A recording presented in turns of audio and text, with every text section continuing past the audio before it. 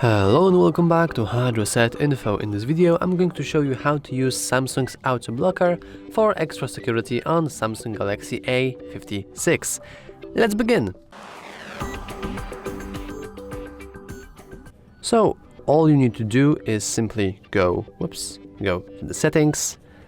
In the settings you want to go and find security and privacy option.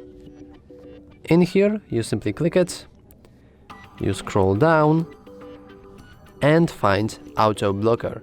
As you can see here, we can read that it keeps our phone safe by blocking threats and other suspicious activity. If you want to learn more, you simply click it and now you have a nice list of all its features.